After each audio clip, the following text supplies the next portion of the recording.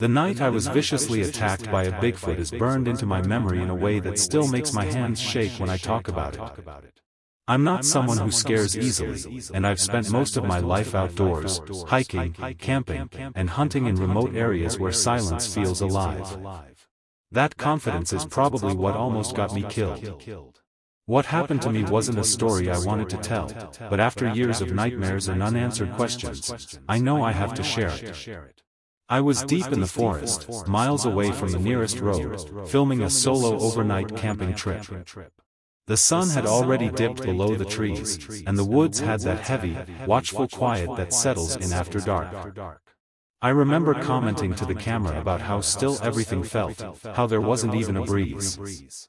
That should have been my first warning. Nature is never truly silent, and when it is, something is wrong. Not long after I shut the camera off, I heard the first sound. It wasn't a growl or a roar like in movies. It was a deep, hollow knocking noise, as if someone was slamming a massive log against a tree. It echoed through the forest in slow, deliberate intervals. I tried to convince myself it was just branches falling or maybe someone else camping nearby, but deep down I knew it wasn't normal. Every instinct in my body told me to leave, yet curiosity kept me frozen. Then came the smell. It hit me like a wall, thick and rotten, like wet fur mixed with decay. My stomach turned instantly.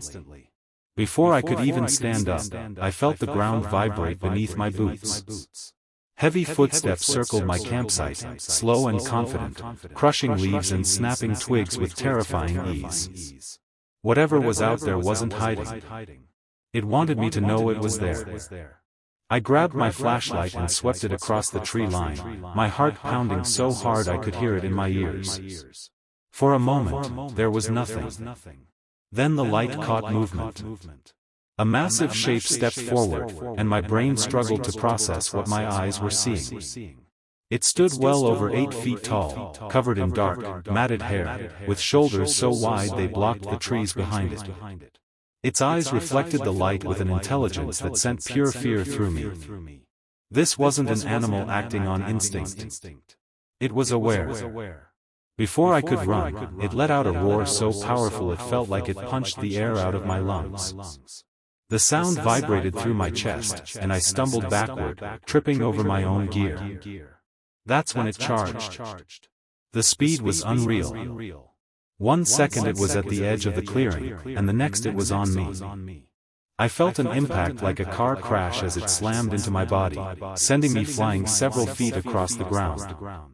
I hit hard, pain exploding through my ribs and shoulder. I tried to scream, but no sound came out. The creature loomed over me, its breath hot and foul, its face twisted into something that looked disturbingly close to rage. It grabbed me with one massive hand, lifting me off the ground like I weighed nothing. I remember seeing my feet dangling in the air and realizing, with absolute clarity, that I was about to die. It slammed me against a tree, the bark cutting into my back. White-hot pain shot through my spine, and I felt something crack. I blacked out for a split second, and when I came to, I was on the ground again. The Bigfoot stood a few steps away, pounding its chest and roaring, as if warning me. I don't know why it didn't kill me right there. Maybe it was defending territory. Maybe it wanted to scare me away. Whatever the reason, that moment saved my life. I forced myself to move, dragging my broken body through the dirt. Every breath felt like fire, but adrenaline kept me going. I didn't look back. I didn't need to. I could hear it following me, not running, just walking, letting me know it was still there. That was somehow worse. It wanted me to understand how helpless I was. After what felt like hours, I reached a steep slope and rolled down it, crashing through brush and rocks until I landed in a shallow creek. The cold water shocked my system, and I stayed there, barely breathing, praying it wouldn't follow me down. The footsteps stopped. The forest slowly came back to life with insects and distant animal calls, as if nothing had happened. I was eventually rescued the next morning by hikers who heard my weak calls for help. I told authorities what happened, but they chalked it up to a bear attack mixed with shock and trauma. I know what a bear looks like. I know what I saw. The injuries on my body healed, but the memory never did. To this day, I still wake up hearing that roar and smelling that rotten stench. I don't go into the deep woods anymore. I don't need proof or validation from anyone. I survived something that shouldn't exist, something intelligent, powerful, and violent. If you ever find yourself in the forest and everything suddenly goes quiet, leave. Don't wait. Don't investigate.